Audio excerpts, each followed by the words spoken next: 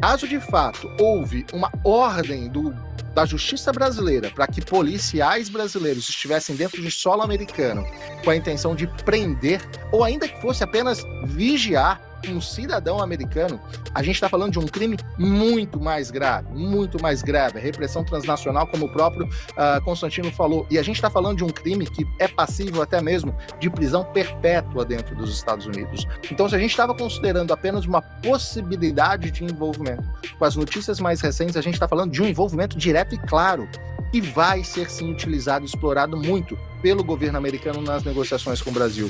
Geraldo Alckmin e Vieira vão ter uma luta muito dura com Marco Rubio nas próximas semanas nas negociações, e com certeza esse assunto será a pauta dessas reuniões. Olá pessoal, sejam bem-vindos. O meu nome é Bruno. Se você gosta e apoia o nosso conteúdo, então deixe o seu like e inscreva-se no canal.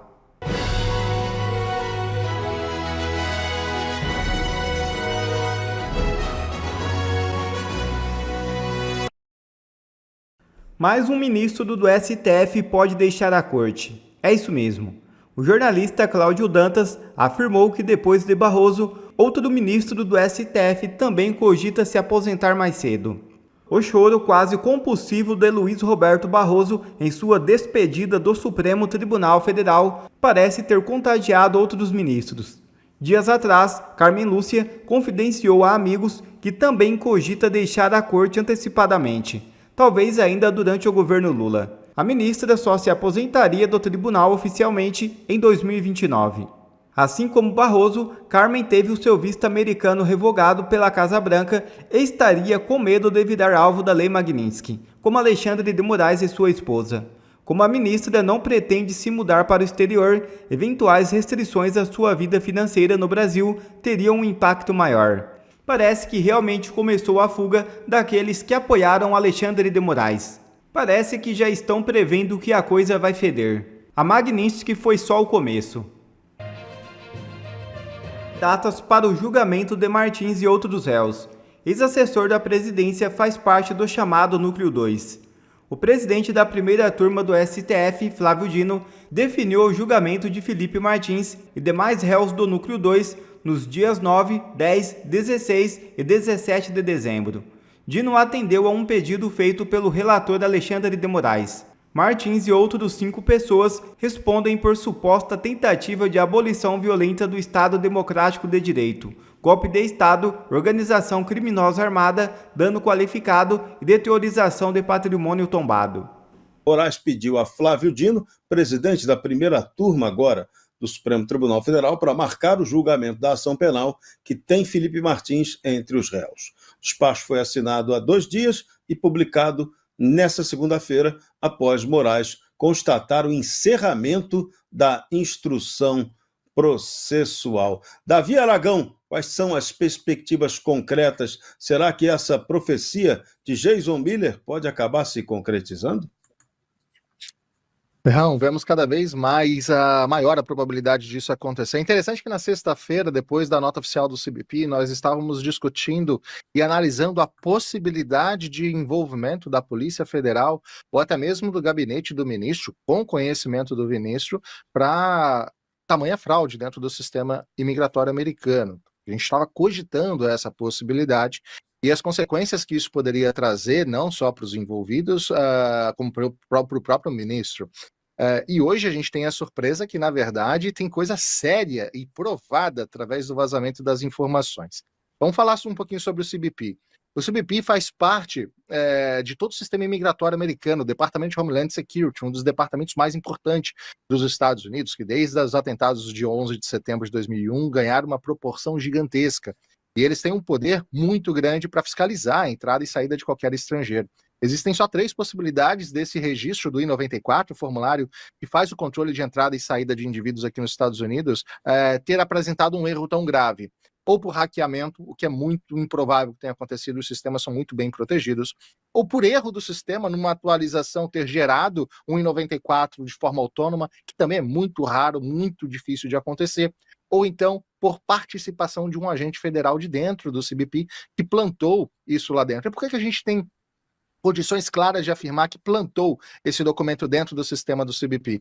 Porque existem três erros crassos nesse documento que eram impossíveis de serem realizados se fosse feito o procedimento correto, um indivíduo entrando com seu passaporte de forma legal nos Estados Unidos. Primeiro, o erro do nome. O erro do nome é improvável, a não ser que o nome do próprio Felipe estivesse errado no passaporte. O erro dele em 94, no formulário, o nome dele foi gravado com E, Felipe, enquanto o nome real dele é Felipe, com I. Segundo, o número do passaporte era um passaporte já vencido ou já cancelado desde 2001. Um passaporte cancelado não passa pelo sistema de fronteira americano. E terceiro e principal deles, o visto utilizado. Foi utilizado como entrada, segundo o registro que estava no CBP, um registro fraudulento, o visto A2, que é exclusivo para grandes diplomatas e grandes autoridades. Presidentes usam um tipo de visto como esse. Ele era apenas um funcionário do governo que obrigatoriamente daria a ele um visto G2, totalmente diferente do A2. Três questões importantíssimas que demonstram de forma clara como foi um documento fraudado, entanto que o próprio CBP reconheceu isso em nota.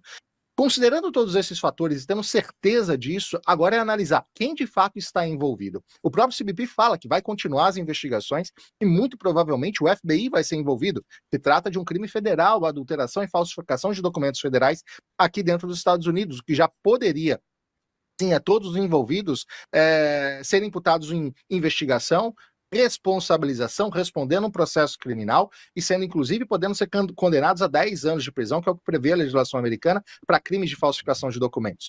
Se for identificado, inclusive, algum tipo de conspiração entre agentes federais americanos e agentes brasileiros do poder, também pode ser considerado e aplicado o crime de conspiração de até 15 anos de cadeia. E a gente está falando de possibilidades, caso no desenvolvimento de uma investigação do FBI, estejam identificados agentes públicos brasileiros agindo diretamente na implementação dessa prova dentro do sistema do CBP. Agora, como o Constantino já falou muito bem, a atualização de hoje a respeito da Flávia Magalhães é ainda mais grave.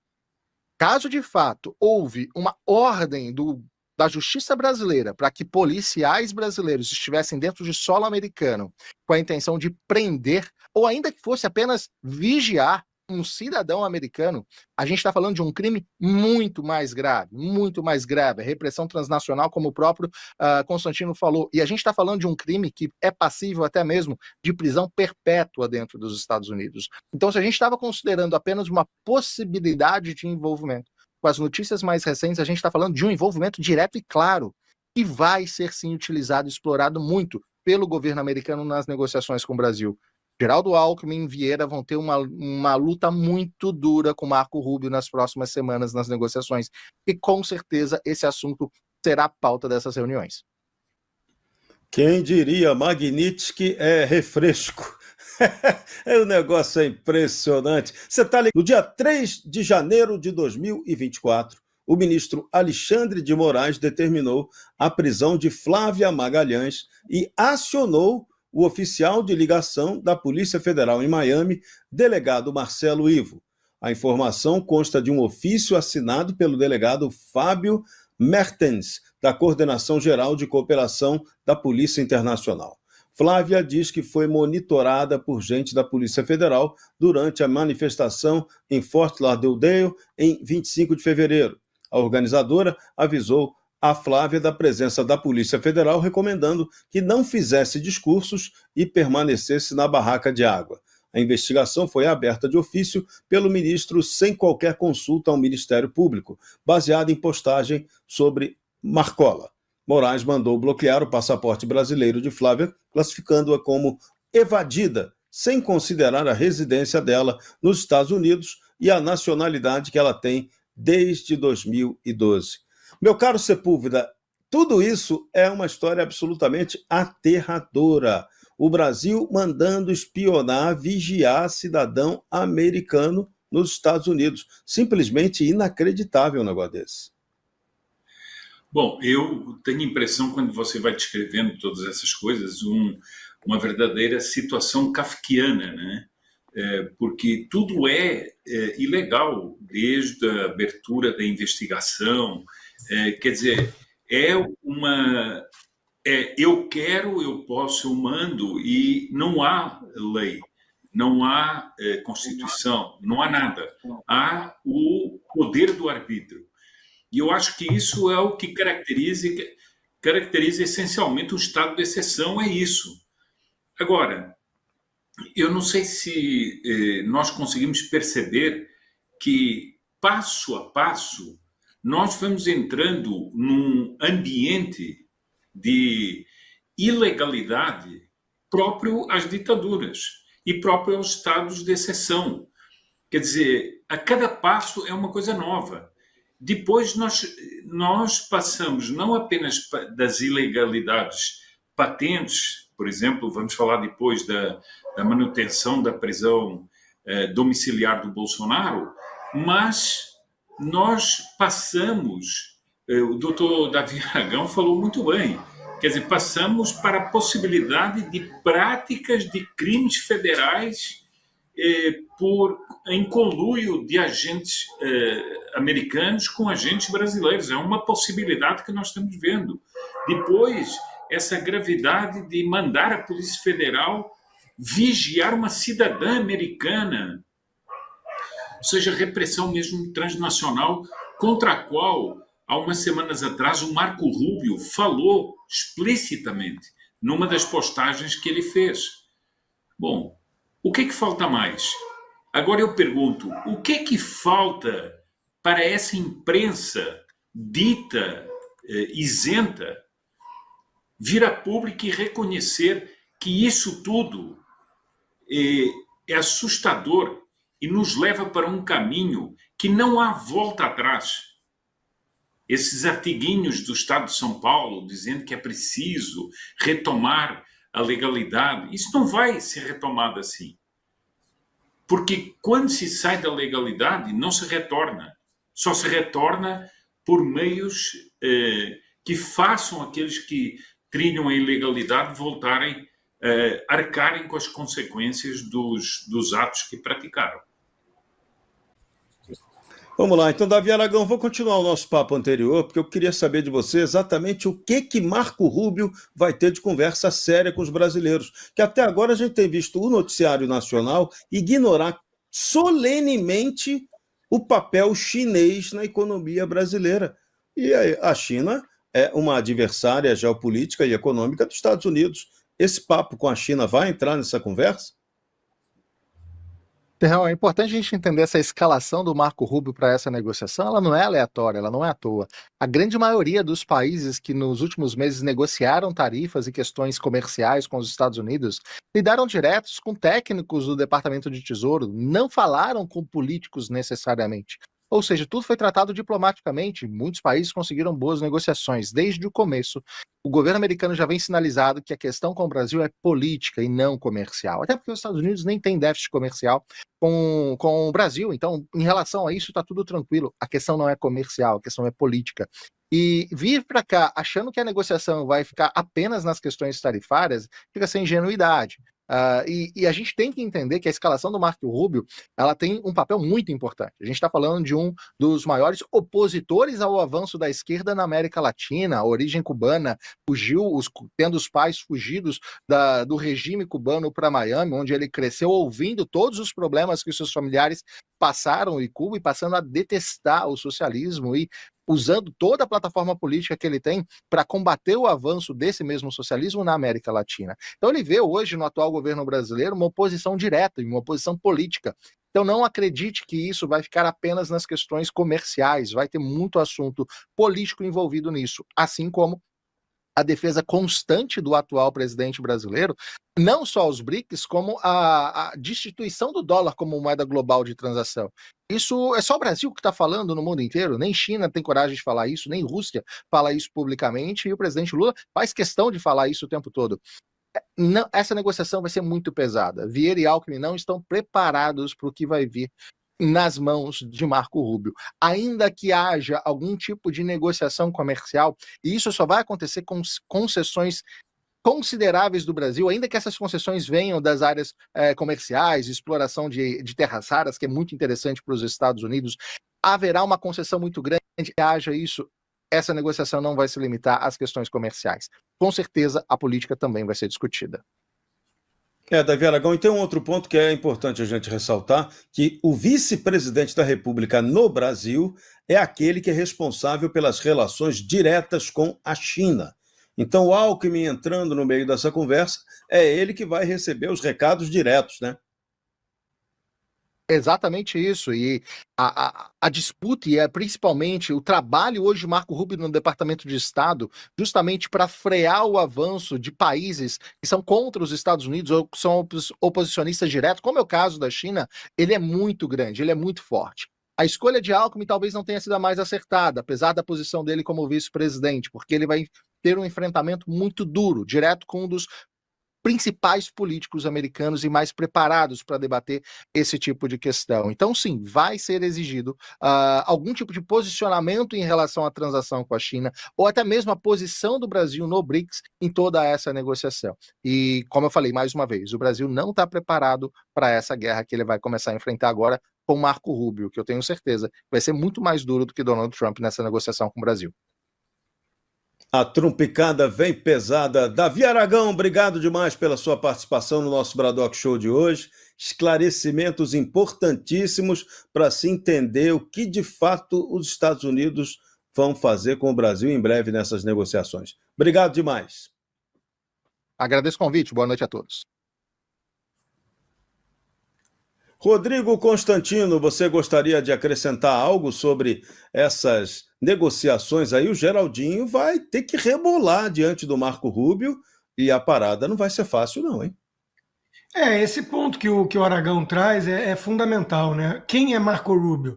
Talvez seja o mais anticomunista da gestão Trump, que é uma gestão anticomunista. Ele tem muitas razões pessoais para isso. Então, uma coisa é a estratégia do Trump geopolítica. Ele quer enfraquecer a China e ele não quer uma nova Venezuela no continente. E isso já está muito claro. Só que para o Marco Rubio vai além disso. Para o Marco Rubio é uma questão pessoal. Ele não suporta o comunismo e ele sabe que o Lula é um grande defensor do regime cubano de Fidel Castro a vida inteira. Ele sabe que o Brasil vem virando uma província chinesa. Ele sabe que o Alckmin foi lá fazer festa indecorosa com gente que você não pode andar. Né? A turma do Irã e companhia, tá aí a foto. Então, tudo isso vai ser colocado na mesa.